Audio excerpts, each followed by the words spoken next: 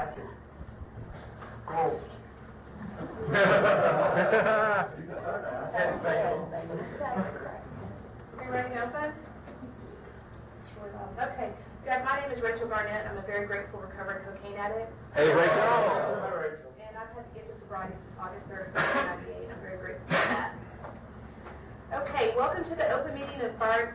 Actually, this is going to be the Theater of the Lie here at the Fireline Group of Cocaine Anonymous. Before we begin this meeting with the Serenity Prayer, do we have any announcements? Okay. Now may we open this meeting with a moment of silent prayer, each in their own way, followed by the Serenity Prayer.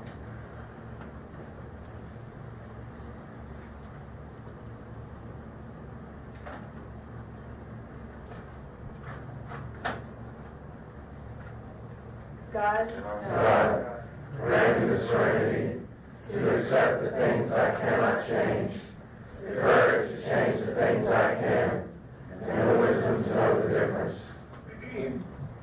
Cocaine Anonymous is a fellowship of men and women who share their experience, strength, and hope with each other that they may solve their common problem and help others to recover from their addiction. The only requirement for membership is a desire to stop using cocaine and all other mind-altering substances. There are no dues or fees for membership. We are self-supporting for our own contributions. We are not allied with any sect, denomination, politics, organization, or institution. We do not wish to engage in any controversy, and we neither endorse nor oppose any outside causes. Our primary purpose is to stay free from cocaine and all other mind-altering substances and help others achieve the same freedom. We use the 12-step recovery program because it has been proven to be successful and practiced in earnest. And I'd like to welcome Joe and Mark here to do the Theater of the Lie for us.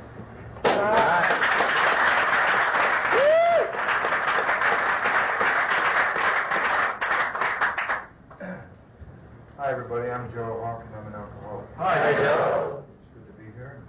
I feel like I've been in about 200 countries in the last 30 days.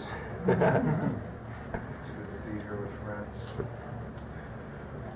Sometimes when we are asked to talk about inventory, you end up spending a whole lot of time talking about 1, 2, and 3 because people are having trouble with inventory, but as most of you know, they're probably not having trouble with inventory. Unless they just don't know how to write, they're usually having trouble with the propositions that precede inventory, which would usually mean they're having trouble with the idea that their inventory has anything to do with them drinking or using again. We don't have the luxury of that kind of time tonight. So before Mark does one of the, what we were told is called the Theater of the Lie, because what it's going to show you inventory live with people. And a big part of the inventory is investigating what you think is the truth about the lie. What your ego is trying to tell you is true. When we're operating from self, when we're operating from resentment, when we're operating from fear, and how we bring those into relationships. I think what I would like to say is that there's 3 things one needs to be convinced of before they get to inventory, and they're outlined very well in the ABCs, which to me is all the work up to that page. Am I convinced that I'm an alcoholic or a drug addict or both? What does that mean to me? I look at the craving. I look at the obsession. I look at, was there ever a sufficient reason that by itself would be enough to keep me stopped? I look at the spiritual malady. Is it true? How is it today with this much time or this for the first time? I look at, do I believe that there's any human power that can relieve my alcoholism or my drug addiction? People that are looking for a way out, people that have reservations in that line, which is B, will usually go to probably. And they'll say to you, see, it says here, probably no human power, so I'm going to go check out a few, and I'll get back to you as soon as I can. if I'm lucky enough to make it through my next probably alive. And they probably will, or they probably won't. It works both ways. And that God could and would if He were sought. I've never had a problem, even for the very first time, with can He. But I'll tell you, every single time, if I have faced the truth about the current situation that I've seen in step 1, I have always, every single time, after 20 years, after doing the work many times, I've always had some doubt about, will He, for me, as I am, right here, having just faced all of this in the first step, which is usually the manifestations of page 52, will He take me past here? And I explore that doubt. And there's where my current agnosticism comes from. There's where the fears come up. And since we're not going to talk a lot about the fear inventory or the sex inventory, which a lot of you know, the sex inventory isn't just about sex, especially for older gentlemen.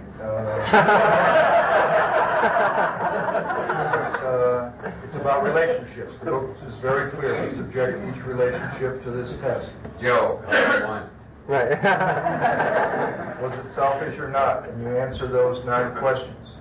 I would challenge anybody in this room who believes that their relationship with God is an important relationship.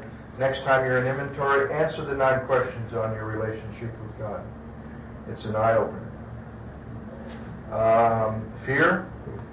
Fear, I've done enough fear inventory to know this, that whether considering the propositions in the first 3 steps, whether seeing that the resentment inventory by the end of the 4th column shows you that behind every resentment you're really afraid, or whether you see it in the fear inventory itself, I can tell you from my experience that for me, I have found that behind every fear is a reservation that self can do something about the fear which I'm experiencing.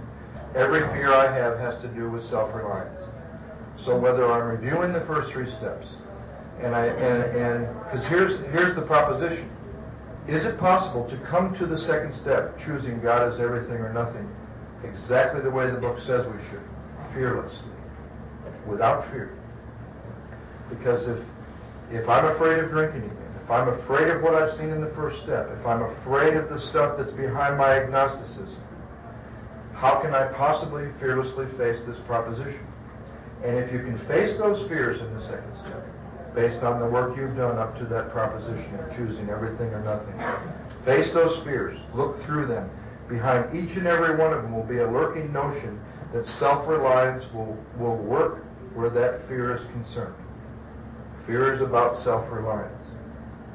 So I review those proposals. I ask myself, am I convinced? I check out where I am with the first requirement of the 3rd step. How successful has it been running my life, where I'm running my life on self-will? Does that mean your whole life's run on self-will? Does that mean you don't have any trust or any faith? No. It just means from what you've currently seen in the 1st step, the current unmanageability, what you've seen in the 2nd step, which would be your current agnosticism and doubt, what you've seen about those fears, leads to running life on self-will. Because if I see the fears behind the unmanageability, if I see the fears behind the agnosticism, and I can see through those fears, I'm going to see self-reliance, which leads to self-will. Then you're going to see it in black and white in the inventory that Mark's going to show how it plays out. One other thing. What I do now with the 4th column, in whether it's resentment or fear inventory, I stay in the 4th column, and I pray and I pray and I pray until the 4th column turns the first 2 columns into a lie, until I can rewrite the first 2 columns. It's not hard to see that the 3rd column, if you write it out, which he's going to show you graphically, if you write out the 3rd column, it's not hard to see that those are lies. But sometimes you will finish the 4th column still thinking that the person in the 1st column and the reason you were mad in the 2nd column is still the truth. But I can assure you, I've had the last 3 inventories, I stay in the 4th column until I can rewrite the first 2 columns. And every one of them is either a resentment toward myself or a resentment toward God.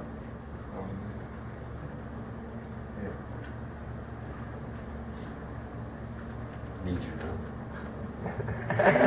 Evening, everybody. I'm Mark Houston. I'm an alcoholic. Sobriety date is October the 19th of 1982. It's good to be here this evening. Different. I had to pray when I was asked to do this, but apparently your group conscious said do it. So, and the reason is we're going to present a concept and a theory to you. I will make reference to many aspects of it in the big book. There was a group in Denver, Colorado that had probably done more work with the 4-step than probably any group of men and women I know. They're probably 80 strong. They're probably average length of sobriety in their home group is probably 13 to 15 years. A lot of people in their 40s. So I pay a lot of attention to what they say. And one of the guys in that group is called Big Frank, and I guess they were around 13, 14, 15 years sober. They kept discovering they would write inventory, and then the stuff they were seeing would come up again. You all had that experience? They kept thinking, there's something wrong with this picture, because it's about face and be rid of and cast out. And so they really started looking, and they, in particular, after you get through writing that third column where you have self-esteem and ambition and security, and they all of a sudden one day clicked in and said, the next page and a half is really talking to us. It looks to us like it's about the third column. And maybe we're missing something. And they really started looking at that third column, and they started getting into other spiritual books. And out of that, this thing developed that they called Theater of the Lie, and they developed a method of writing inventory that we call, for lack of a better word, an extended third column. How many of you have written inventory in this room? Raise your hands. Okay. And a lot of you, when you wrote inventory, probably when you get to the third column, you would write the word self-esteem, right? We'll say that column 1 is her, and column 2 is she left you, and column 3 is that affect my self-esteem. And normally that is probably about how you felt, correct? And you probably just wrote the word self-esteem, and you probably sat and did a 5th step, and you talked about how bad you felt. And then under ambition, you wanted to be in a good relationship, and all that other horse shit that you wind up writing in that format. And something about that didn't make sense. And what didn't make sense is the big book says, I have to quit playing God. And so they begin to look at the idea in the third column that maybe there was so much more there that they could not see. And that's somewhat of what we're going to show you tonight. And there's some... First of all, I want to show you how these stage characters... Remember, there's a line when you get ready to do a 5th step that we present our stage characters to the world. I do want to take a minute. I want to show you how your stage characters develop. This is a room full of men and women. I can pick any one of you, and you'll have about 8 stage characters that you think define who you are. So I'm going to talk about that, and there's and as I talk about this, understand that as these identities that you think define who you are begin to develop, every one of these identities begins to develop their own set of belief systems and wants and needs and values. And basically what I want to show you this evening is what the big book means when, number 1, when it says resemblance is the number 1 offender. I began in 1991 to do a tremendous amount of work with inventory. Because that line caught my attention.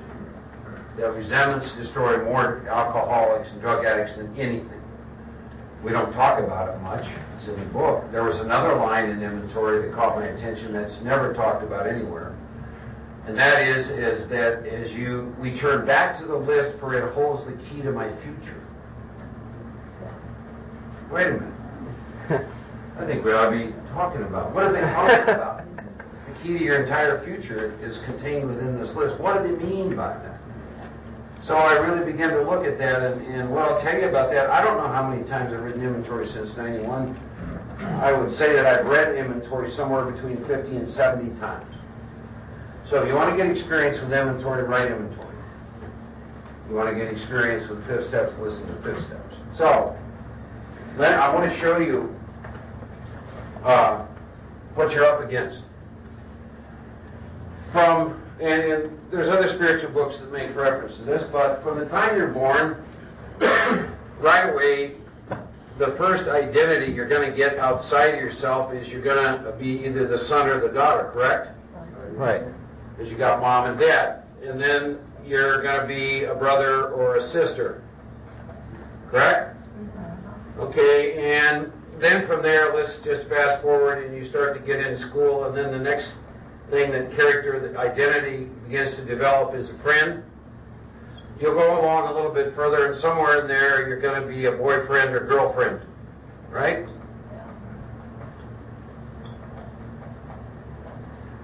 Now, if you're a male, what happens in junior high and high school, normally there's about 3 or 4 different places you're going to move. You're either going to be a jock, you're going to be a nerd,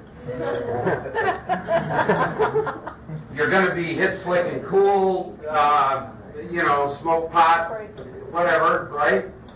Hip, slick, and cool. And then there was a group I was in. It's just, I don't know, what are we? We're just not in the middle of anything. What do we call it? You know what I'm talking about. You're semi-invisible. Mellow? No, floater. That's a great idea. See, and this will become an identity. You can tell any of these in meetings. These guys and gals are always up in the front row. They're aggressive, they're assertive, they're whatever. This is the guy that takes the big book, rewrites it 92 times in your meetings. He doesn't say much or she, but by God, they look good. Just in and out, at the back of the room and in the middle, and they're just kind of like that. So, and then you go along and you get out of high school, and then you go on to college, and then somewhere in here, you're going to meet the fiance, or you're going to get married. And so now you've got a husband, and you got a wife. There's a couple more that I'll talk about. One is the stud, and for lack of a better word, we'll call it the little sex kid. These people have different agendas.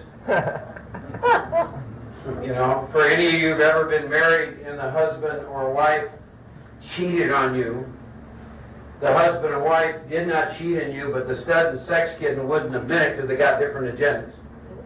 Okay? If you have kids, now you've got mom and you got dad. Now there's 168 hours in a week. Most people work. So you got this career person, correct? We'll call it the career person. By the way, it's interesting. We wonder why we got a 60% divorce rate. If you got 168 hours in a week and you're sleeping 56, and you're working 50, that's 107, and you're going to meetings and doing whatever, the husband and wife may get about 5-6 hours with each other. They wonder why the relationships don't work.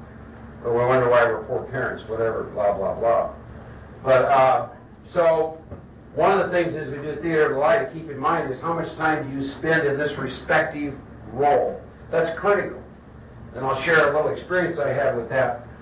Now, here's the other thing that happens, of course. Now we got the alcoholic addict. We got another role, right?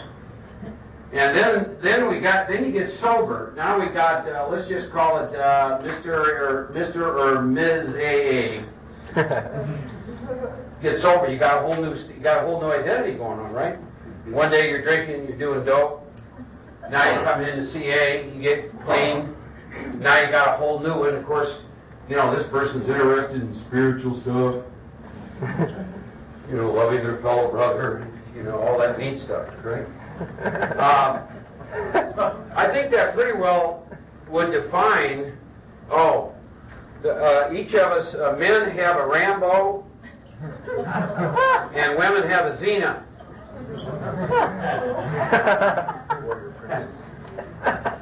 So I think if there's any other major character states, can anybody think of any others that you think define who you are? Is that pretty well across spectrum, right? Okay. So, the big book uses some phrases I want to tie into some of this stuff. Number one, when I write inventory, I try and identify which stage characters are hurt, threatened, or interfered. Now I'm going to take myself, and I'll tell you the different stage characters that I have in my life. I have Mr. AA, spiritual man. He's one. I'm a jock. I ran before I came over here. I work, I'm CEO of a company, okay? Let's see, I guess we're speakers, aren't we? Yeah, circuit speakers, ain't that cute? So that's another one. I'm a writer, that's another one. I went through an interesting phenomenon when both my parents died. Felt real weird for a couple of months, couldn't figure out why. And you know why? Because when your parents died, he didn't exist anymore. I'm a Vietnam vet. Rambo is very active in me. Right? Those are some of my major states. And when I write inventory, and I recently wrote inventory, whatever I put in column 1, begin to write in column 2, I ask myself which stage character felt hurt, threatened, or interfered. So most of the inventory I wrote recently had to do with work. So who do you think was hurt, threatened, or interfered with? Exactly. There's some lines in the big book I'll make reference to, and then I'd like to take one of you, and I want to show you this thing. When you get through looking at the first 3 columns in the big book, or you go to write it, the big book makes some very interesting statements about this. It talks about, we're going to get down to causes and conditions. And if you look those 2 words up, your second column, why you're resentful, would be the causes of your resentment. And the third column is the condition. And the word condition refers to a state of being. These are states of being. And there's a line a little bit further down the book, and here's what it says, is in that state, one of these, the wrongdoing of others, fancy, I made it up, or real, it happened, has the power to kill me. To kill me. What do they mean? See, what do they mean by that? So I'll ask a question. How many of you have been in either a marriage or a relationship and it ended and you thought you were going to die? Those of you that didn't raise your hand are liars. Or you're sociopaths, we can't help either of them.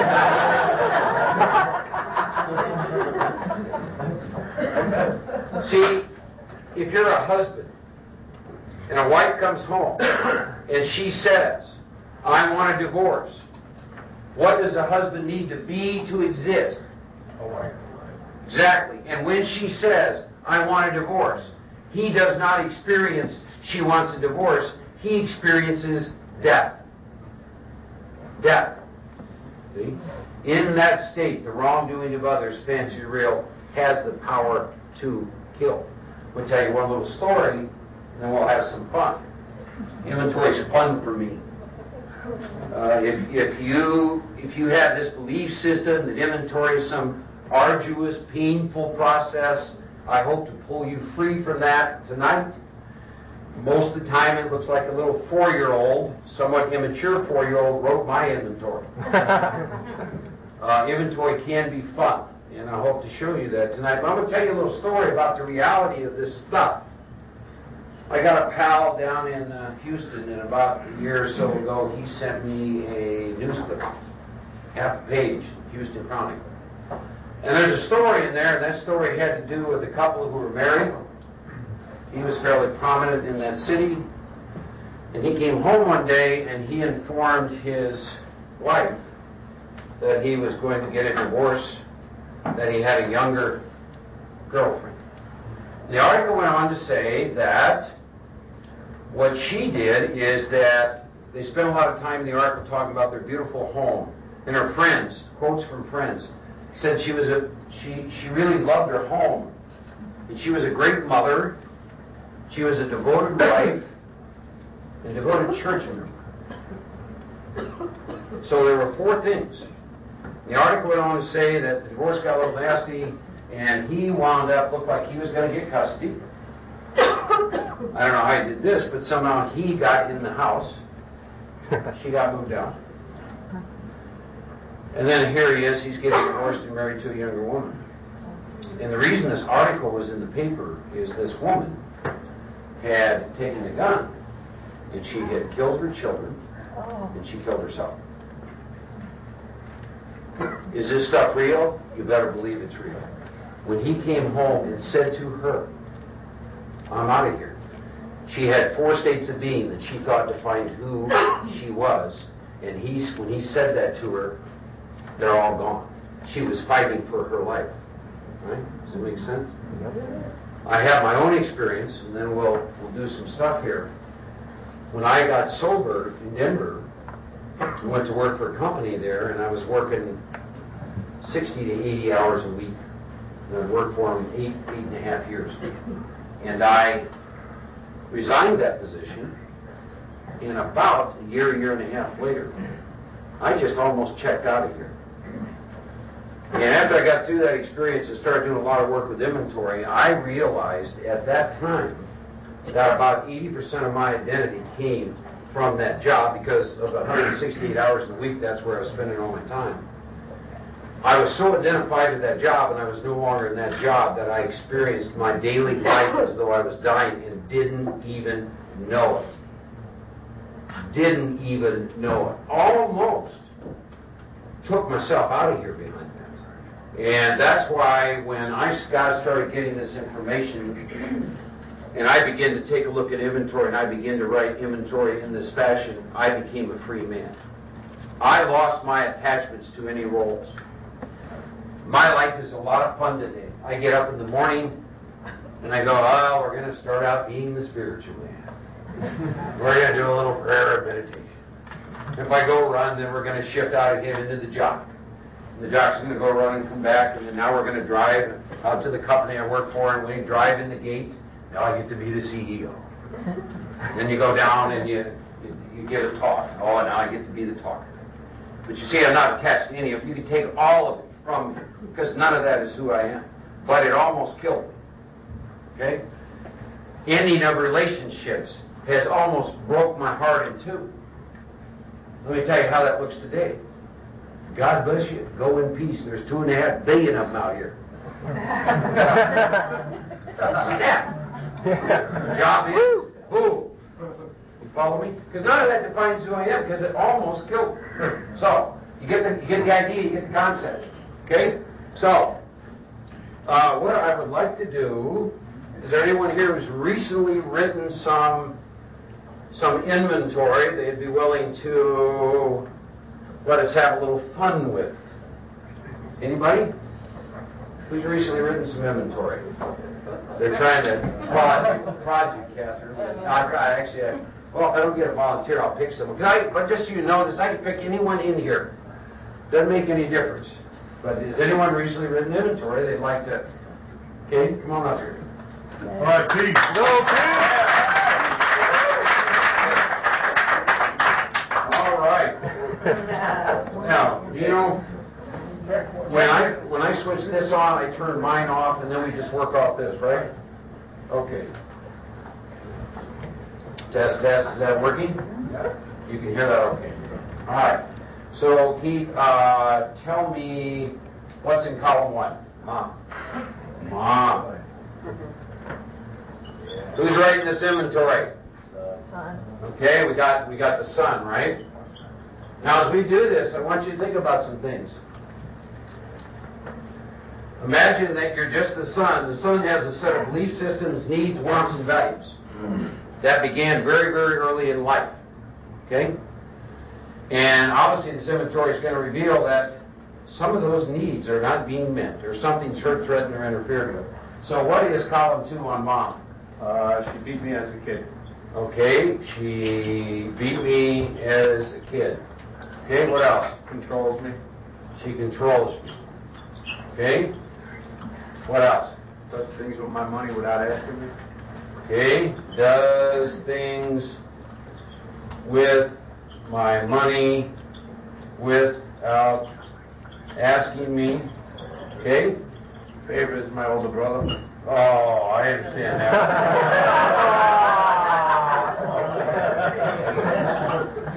Okay, so we got a son, we got a brother, don't we? Okay. Anything else? What other ways is she Controls me. Yeah, we got that. Controls me. Yeah, that's 2 times. That was the jock in that one. That was the job, okay. That was the main four. Okay, controls you, how old are you? 42. Okay. Okay, obviously we have the attic, okay? We got the son, we got the brother, we got the attic. Now there's a money issue, so we got career man. He's a little bit in there. Of course, and you, at one time you had what, 9-10 years sobriety, right? 9.5. Yeah. Oh, yeah, we got Mr. A. See, I don't know if you can see this already, but we got some conflict going on here. There's some conflict going on, see? I mean, Mr. A couldn't be writing this kind of stuff, because after all, Mr. A, forgive, and people are just spiritually sick, and, you know, everybody can, but he's conflicted here a little bit, right? Okay? Anything else on your mother? Here's what we got. She beat you as a kid. By the way, when they ask for a topic in a meeting, an open meeting, here's the topics, column 2. That's what we get to talk about in our meetings. Column 2, right? So, beat me as a kid, controls me, does things with my money without asking me, and then favors my older brother. Now, I'm going to give you the mic a minute because I want to ask you a few questions, okay? How can she do things with your money without me asking you? How is it she controls your money? I gave it to him.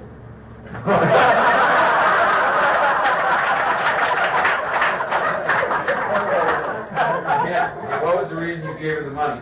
I was afraid I'd spend it on drugs.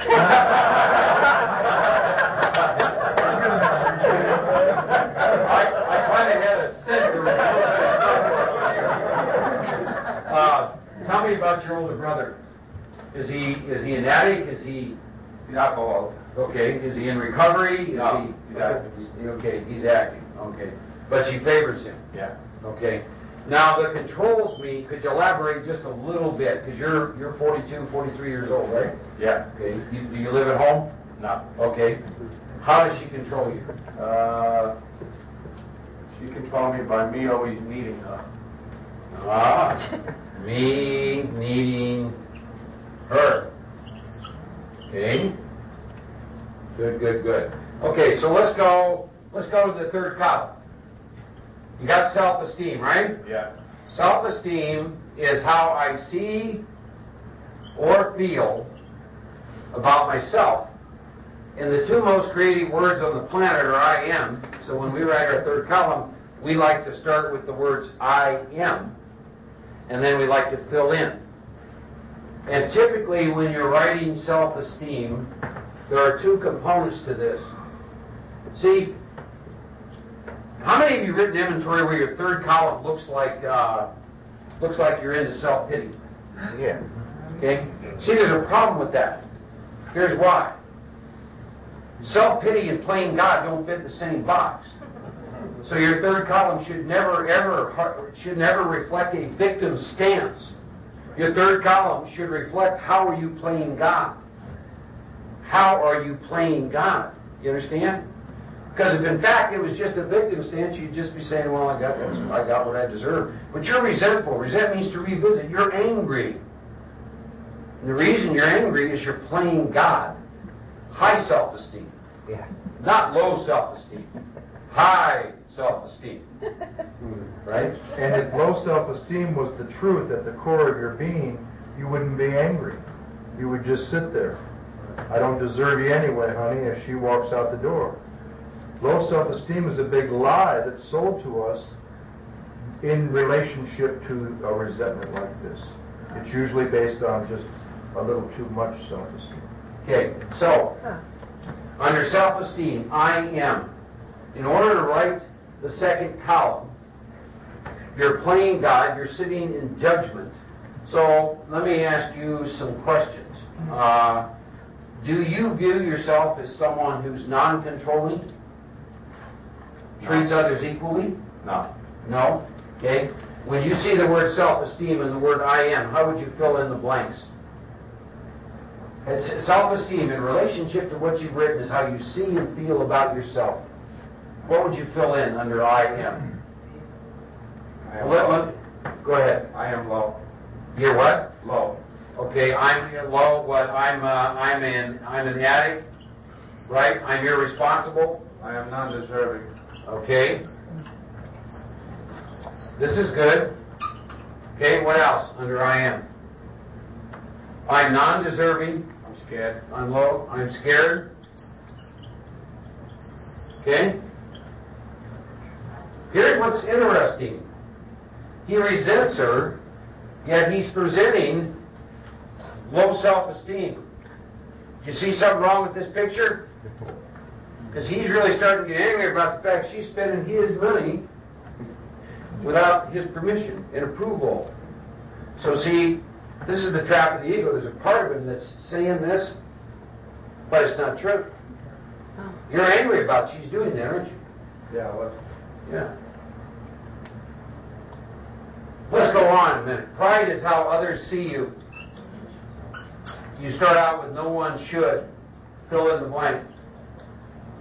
no one should see my mother controlling my money. Bingo. No one should see my mother treating me like this. No one should see that my mother favors my older brother. No one should see that my mother beat me as a kid. Okay? Ambition. This is where I want you to touch your selfishness. Begin with I want. Tell me what you want. I mean, really touch it. Everything. You want her begging you for your forgiveness for what she did? Right? Giving me extra money for taking mine. Yeah. Good. See, now, you see a little, I want you to understand why the book says resentments kill more alcoholics than anything else. This is a little bit different than what we started out with. You hear what he's saying? Oh, he started out with, I'm an addict, I'm non-deserving, I'm scared. That's a little different what I just heard come out of his mouth. We got a little conflict going on here. See? I drink and do dope behind that kind of conflict. See? She's going back. Yeah, we just heard his Rambo come out, didn't we? What else do you want from her? All the love and attention. All the love and attention. Selfishness, right? Love everything, I gotta get rid of my selfishness. Now, let's go even further. Security. Now I'm going to show you how this, what I need to be okay. So, here's the way I write this. I need blank to be okay. So fill in the blanks. All her love and attention and all her money. To be okay. Yeah. You notice you don't much care that you beat him anymore as a kid.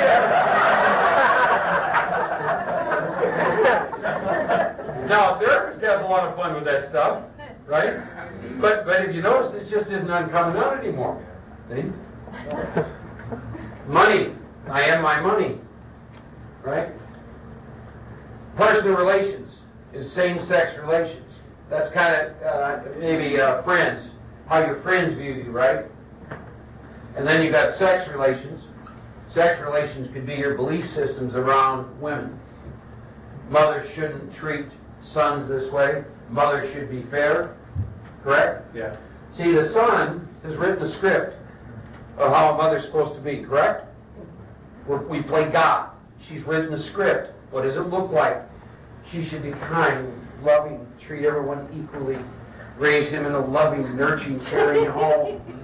You got to give him some money. See, that's all he cares about.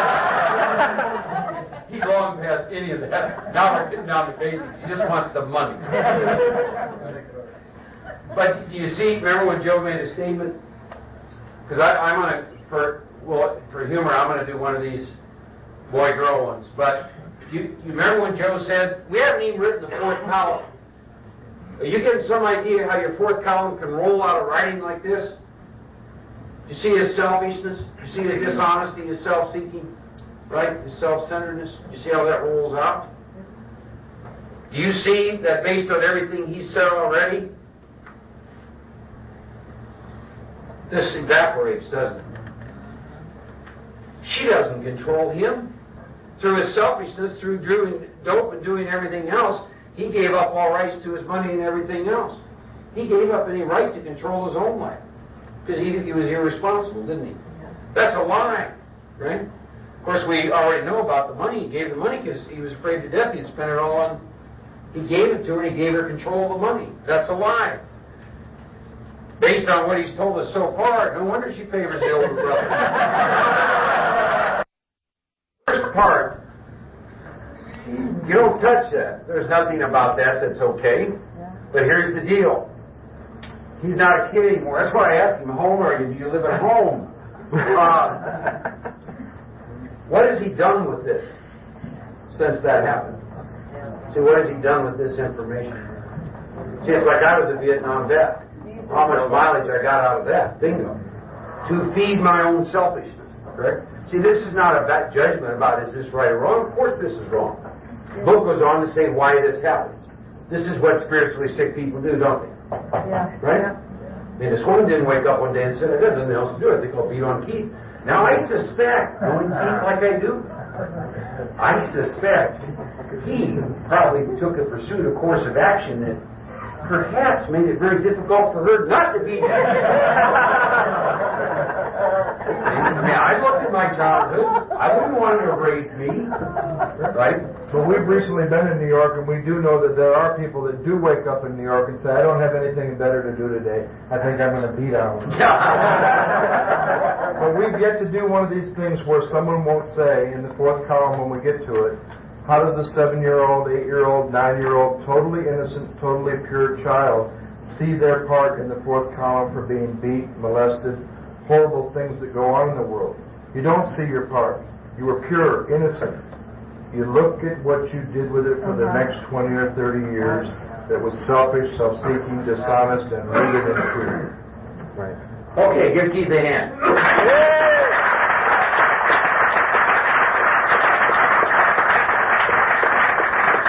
Has somebody recently done inventory on a relationship that ended? I know. Yeah! Woo-hoo! Go, Kyle!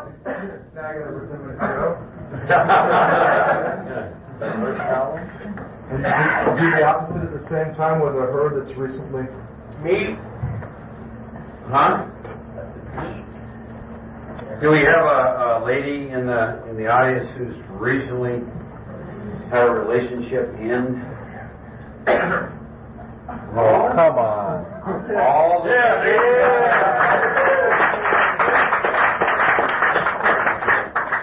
Okay. We're going to do something different. This time, I happen to know this man. I sponsor him, so I have way more material than him. So, we want to bring up his host of characters that he thinks identifies him, okay? So, I want you to pick a male. I need you to move over here a little bit more. Make a little room. It's going to be a little tight, but we'll do this. I need you to pick someone to play the husband. Pick a man to play the husband. Sal, come on up here.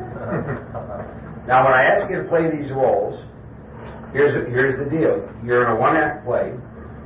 Just stand here. Your sole character is the husband. Period. Nothing else. You've got the belief systems of a husband. Your reaction is going to be that of a husband. Period. Okay?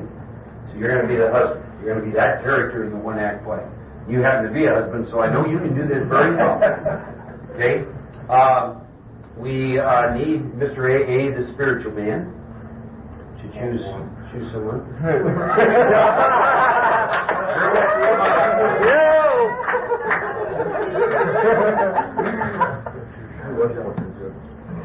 Okay. Now, I want to show you something else. If you're a man, I want you to pick we'll call it the stud/single guy. One. We'll pick one of them.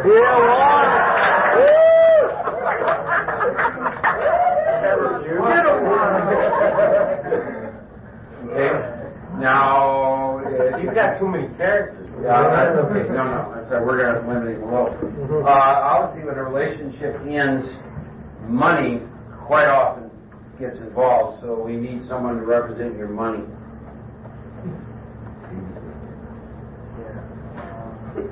Go with that, bro. Okay? Come on up. Yeah, we Cadillac. So let's see.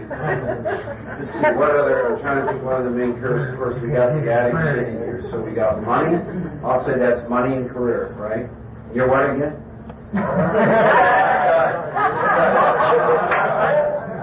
You're the spiritual guy. That's right. Well, you're the husband. Okay? So how valuable you? Where's the job? Oh yeah, he's got a big time job. Well, I'll let the stud and the jockey do the same. But do pick one guy to be Rambo. Oh. Come on up, Paulo.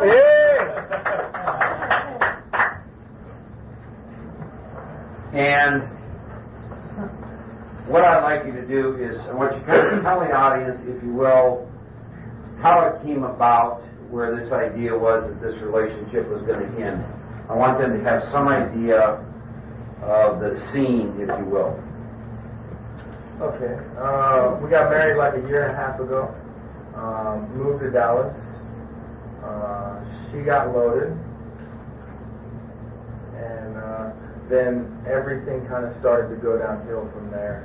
And everything blew up. Time and time again. And we'll see if it happens again. Okay?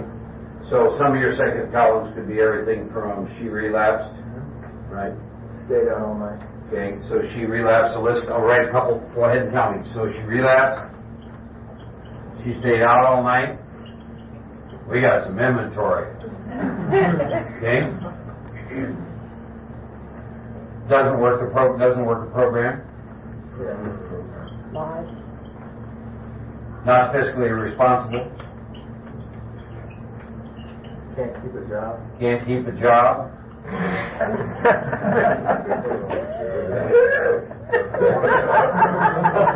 Doesn't clean the house. Doesn't clean the house. 38.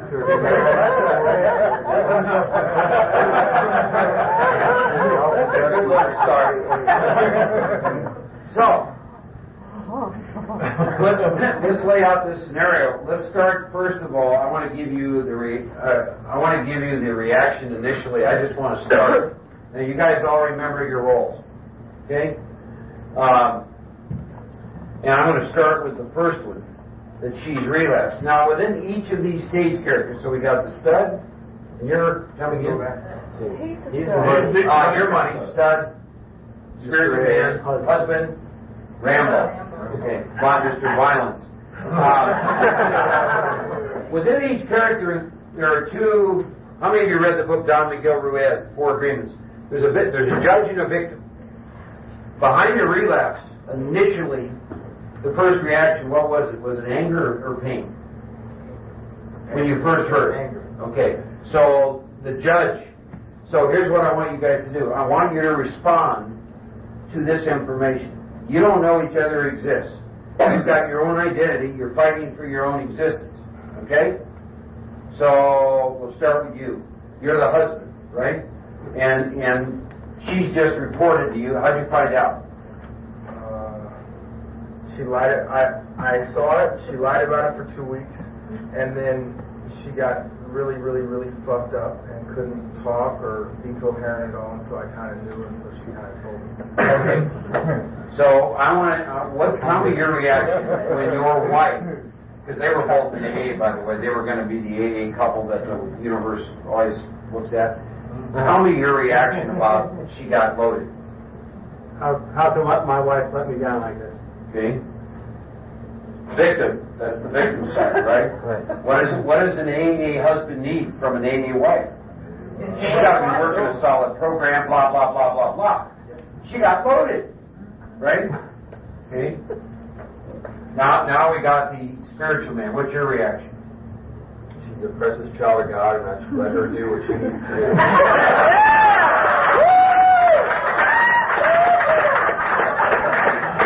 I want you to keep something in mind.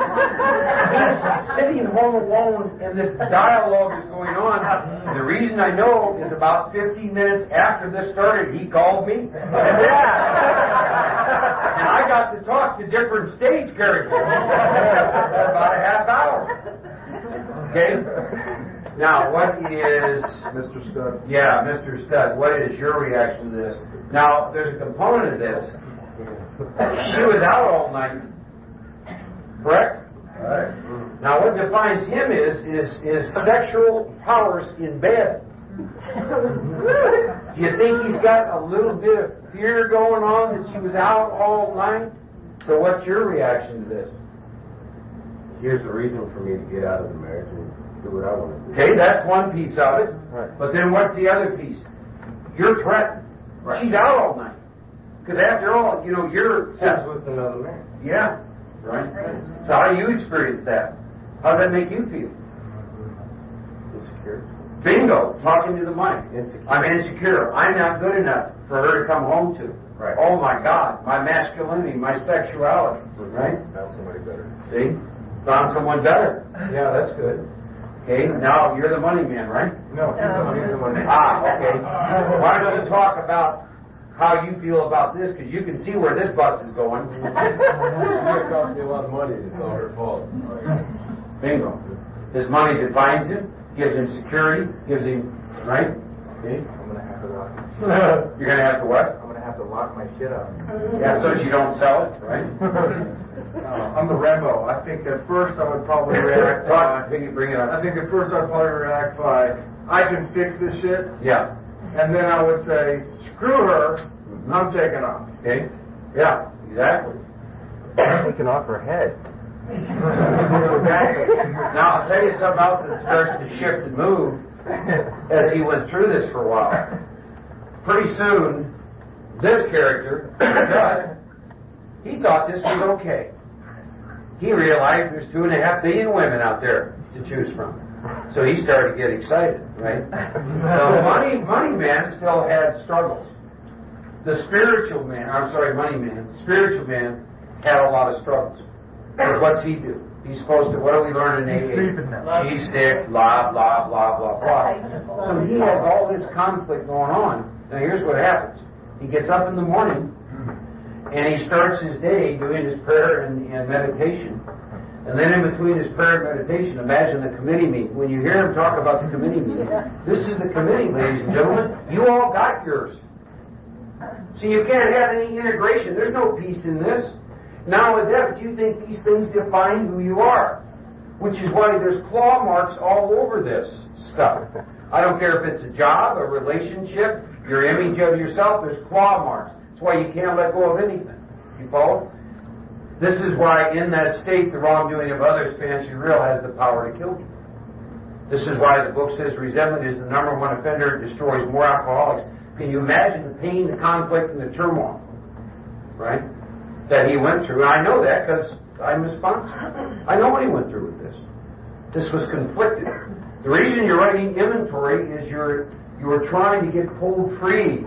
You're trying to get to let these die, to realize, to integrate yourself, to realize who and what you truly are. Now I want to leave in there a minute, and then I want to move over here, and then as we move toward the end of this, I want you to imagine what it's like when boy meets girl in AA. And you wonder why we have relationship problems. So tell us a little about your story. Go ahead and grab the mic. And you left me because I went out and got high. That's you relapsed. Oh, you relapsed? That's perfect, because she did what you resented. Okay, so give me some of your resentments toward him. Okay, you all got that. She relapsed. Okay, so he left me because I got high, right? Yep. Okay. Why else do you resent him? Because he wasn't there for me. Oh, isn't that? I like that. No man knows what that means. There at the right time when you're supposed to go. You're there for there. You're right. I had a fiance once. She asked me for space. I went to Las Vegas for 3 days. I came back. She said, "Not that much space." Yeah. Okay, what else? He left me because I got high. He wasn't there for me. You're with somebody. Oh, Cancun and he slept. Okay, he went to Cancun without me, and then he slept with somebody. We got some inventory. Okay, so now I need you to choose some ladies. Keep in mind, by the way, I want you to think about something. The alcoholic addict is standing back behind all these characters, and as they're going through their pain or whatever, he or she is slowly doing something like this. The heck with it, let's get loaded. Just goes from one to the other. We're in all this pain, let's get loaded. We're in all this pain, let's get loaded. Just screaming all the time. Because you see, for him to be sober, the practicing alcoholic addict doesn't exist, does he? Right? And we go to the meeting and we share about the symptoms, which he said. We go and share about the second column, and when we're writing it, we're putting it down on paper, and we don't have a clue that right behind each of those is a drink or a hit of crack. Mm-hmm. So let's I need you to pick some women. I would like you to pick the girlfriend. Kathy. Okay. Kathy, come on up here. Of course, you're the addict. I need you to pick the sex kitten. Do you all get this? All right, club with your pick.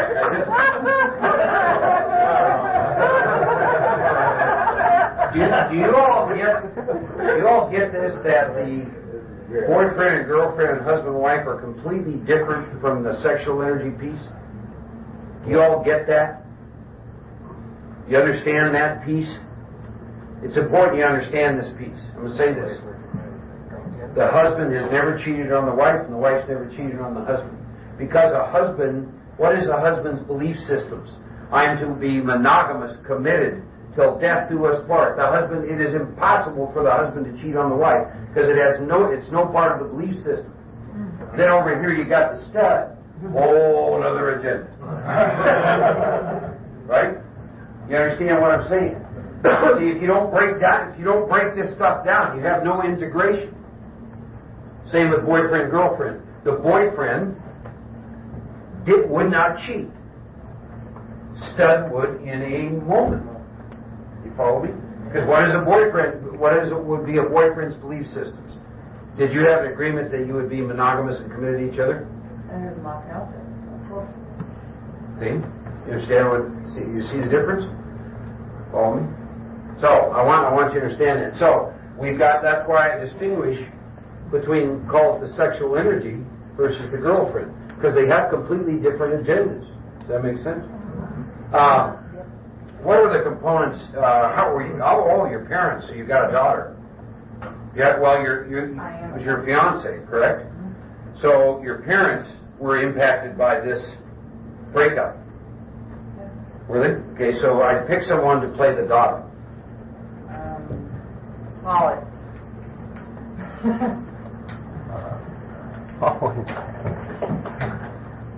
See, and these aren't just any old girlfriend or any old sex kitten or any old daughter. This is the perfect daughter, the ultimate girlfriend, and the greatest sex goddess in the world. Mark, Yeah. check your mic, it's on. Yeah, it's on. Test. I mean, yeah. Her basic philosophy, for example, in terms of the sexual energy, goes like this. Once you've tasted the waters of the Nile, no other water will quench your thirst.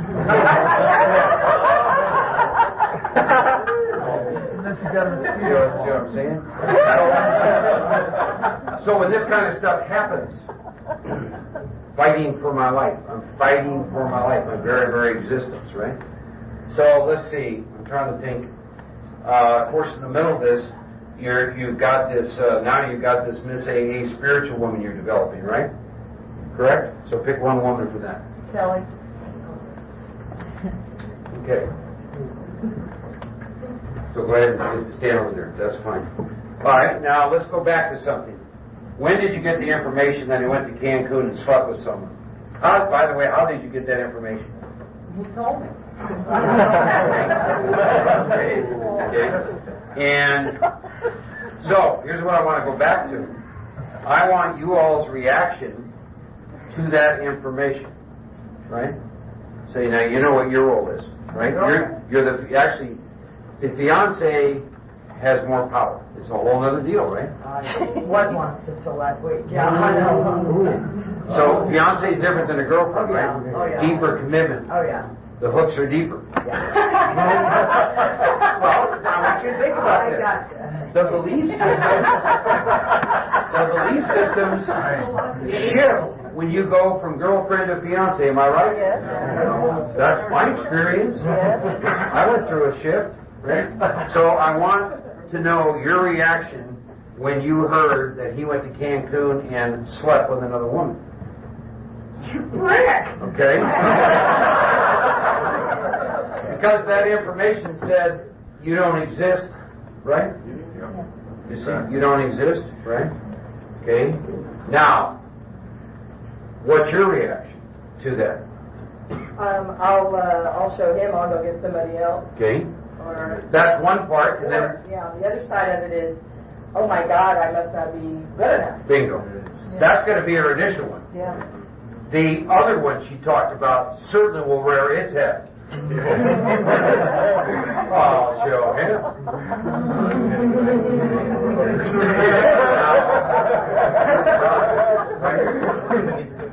Now you're the daughter, and of course your parents, you guys are engaged, so obviously there's a wedding being planned and talked about.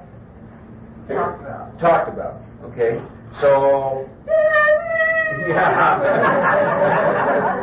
Right. You hear what she did? She just, Daddy, right? Screamed that.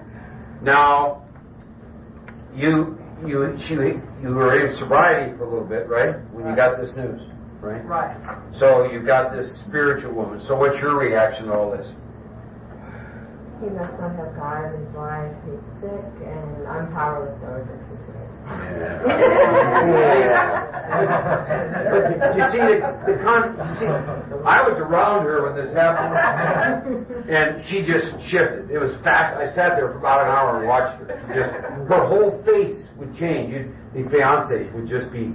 She was devastated for a little while, and then she turned to rage. Her whole facial features would change. Right. This person didn't even exist for a while. A few days before we saw the spiritual woman show up. We're missing one. The sex kitten. There's got to be a Xena. Well, yeah, there would be a Xena in here just like the Rambo. The sex kitten initially went through this. I wasn't good enough. Blah blah blah blah blah.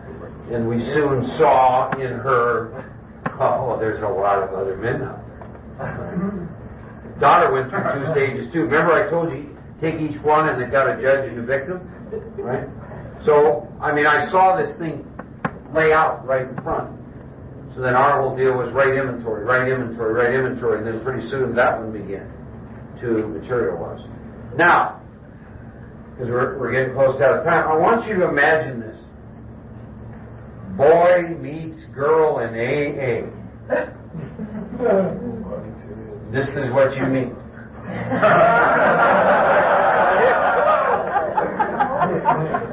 Hi. Would you like to go out for coffee and talk about God?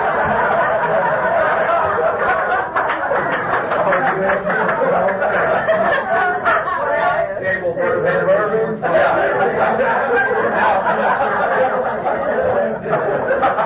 Now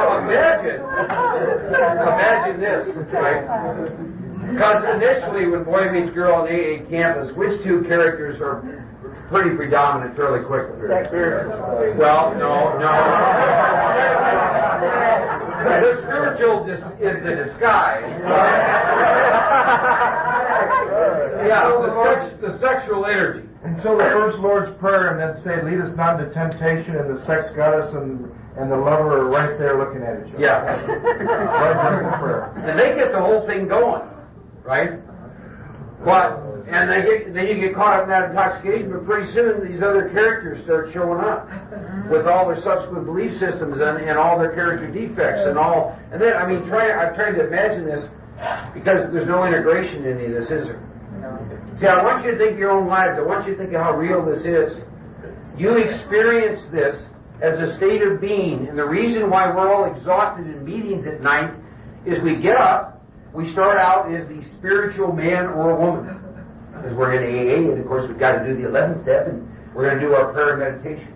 And then we're in the shower, and the career person is already working. But I would talk about what we do. And you get in the car. Why do you think we have road rage? If I don't get to work on time and I'm the employee, I'm fighting for my life. I'm going to run you over to get to the job. I am my job. Now you're at work. Heaven forbid if you go to a noon meeting, that's really hard. Because you got to shift out of work into the... You ever go to a noon meeting? They settle down at 12:25 and at 10 to 1 they get crazy. Why? It takes 25 minutes to shift out of the work role into the spiritual man, and at 10 to 1, the worker, he's got to get back to work. Get it? And then you do that all day, and then you walk in the door, and she says hello. You got to shift out of work into this. And then you got to try and spend a little time there. Then you got to go to an AA meeting, or maybe there's the sponsor, or there's the... You go through the day and you believe that identifies you. You follow me? And they're all different, right? But think about this. What are the odds? So what you got is boy meets girl in AA, right? So he's out, the sponsor's out working one night, and a little sex kit, and she's at home and she comes out. So now what we have is this holy man coming to bed with this sex kit. I mean, what are the odds of those two ever meeting at the same time? You follow me? And then you imagine if you had kids into this. I think there's a reason 20% of Americans are said to have mental diseases nowadays. This is how I live my life. This is how you live your life. This is why resentments kill more alcoholics than anything else. Because if you do anything to hurt, threaten, or interfere with any of these states of being, I promise you, you'll experience this fighting for your life. How many of you lost your job? You go through some tough times behind there? Yeah. Your relationships that end, money, one day you have it, one day you don't. You see what I mean when it says we're fighting for our lives? This is why we can't afford the luxury of resentments. Steps 4 through 9 allow integration, and these all dissolve. These all dissolve and go away, and at the 9th step when you make amends, you disconnect from these in the 4th and 5th step. You connect with God in 7, you connect with your fellow brothers and sisters in 9, and these go away. 10 and 11, keep them away. Then you start to have fun. See, I'm in the role to play the role that God has assigned. I'm not attached to the role. Why? Because the role can change just like that. That makes sense? Yeah. What happens when the baby cries and they're making love? Right? Give them all a hand. Thank you very much.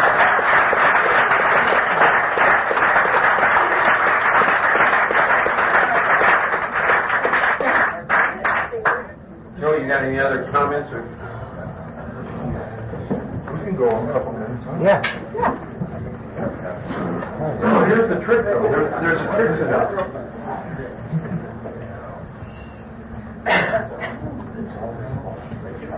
The tendency of the ego is to get to the 4th column, see, because he just described states when you're not at one. He was resentful about this, this, and this. She's resentful about this and this and this. They're not at one. They're not in their center. They're not in a fit spiritual condition. That's what you're writing about, or you wouldn't be writing. So you get to the 4th column, and it starts to change. You pray. Where was I selfish? Not a check mark, written. This is where I was selfish. Selfish, selfish, selfish. I did this. You start to see the truth. Now here's the interesting thing that we saw recently, because you had two that they could have been the same, could have been his girlfriend and Kyle could have been the boyfriend, right? When two people, this is just a little side note, when two people in a relationship are writing about each other, his 2nd column would have been her 4th column. And her 2nd column would have been his 4th column. But the fucked up thing, the right one didn't know the right truth about the right one. They need to find their own truth. Because she wrote, he's selfish, he lies, he does this, he does this. She was writing his 4th column. He wrote, she did this, she lied about this, she did this. He was writing her 4th column. Something has to come together here, because they're having trouble with this personal relationship.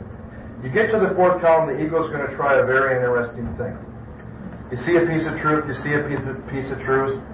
But what I was trying to share with you earlier was you can stay in the fourth column until he could have actually said to himself, my God, I'm not mad at her for her leaving or relapsing.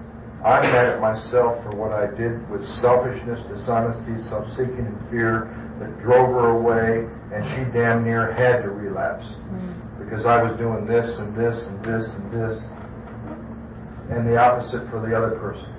But what the ego, until you can rewrite the first two columns, until the truth that you thought was the truth that you would have given your life for, I'm mad at her for doing this. Anybody during that time would have asked you, when you're not at one during that week or that month that you stayed in it, are you mad at her for doing that? Absolutely. Are you sure you're mad at her for doing that? Absolutely. Are you sure that you're really mad because she left? Yes. I'll fight to the death. You're right in the fourth column, you're in the fourth column, all of a sudden you go, my God, I'm mad at myself for driving her away. And you can change the first two columns. But what the ego will try to do is this, and you've got to be very careful. In the fourth column, the ego will try to play so now I'll. And the so now I'll game goes like this. Rambo sees he's been a little rough. He needs to take a class on how to become a little less aggressive. Two egos just got up and changed seats. Neither one were smashed. They just got up and changed seats. The whore thinks she needs to become a nun, right? The businessman needs to become more spiritual. They just change seats. They don't get smashed. Mr. AA needs to become a little more like Rambo, right? He goes to an assertiveness training class rather than a peaceful class. And he's running around, and all of a sudden you got a guy doing meditation, Tony Robbins, church, family picnics, and less AA. I mean, it doesn't matter what day. Each one's going to have another agenda. So in the fourth column, you wonder why you're running around to all these different self-help. My God, after what you've seen about self, what in the world is there to help? How are you going to help self? You want to see self destroyed. We must be rid of this selfishness. We must, or it kills us. You believe that. So be careful during the fourth column that you don't just recreate yourself in your own image, because all you end up with is the people that you saw in the circle have changed seats, and they've all come up with a new third column. All you've done is generate a new third column. Don't try to come up with what God wants you to be when you've seen the truth. You just admit it. 6, 7, 8. You go to the person, you make amends. Now, if he described vividly, very graphically, right here in front of us, a state of being when you're not at one, I'm going to propose this question. Is it possible that if these personalities were smashed, they're going to reassert, they're going to be smashed, they're going to reassert, that's why we do 1 through 9 on a regular basis. Is it possible that if you got to oneness, you got to what the 9th and 10th step promises outline, is it possible in that state there is no such thing as a relationship? Only equanimity. Not that you're not closer to some people than others. But is it possible in the state of oneness there is love and understanding and compassion for each person and not a separate role for every relationship? Because he described a person who, when they go home to the family and mom and dad, the sister, the brother, and the lover are all in the room at the same time, he can't say a word. And he shuts up because he has a different role and a different belief system for each of those relationships, separate relationships in the room. Frank described a man for us. He became an AA speaker. And he fell victim to a belief that a lot of you think is true, or have fallen victim to. Never say no to an AA request. Forget the wife, forget the kids, forget the family. Never say no to an AA request. Kill this man that I'm going to tell you about. Because he became an AA speaker. He was told by his doctor he needed to be in the hospital 6 p.m. for a morning appendicitis operation. He couldn't. He had an AA request. He had to go speak because he's a speaker. Appendix burst, ends up in the emergency room, peritonitis. Back then there's nothing they can do about it. You're going to die.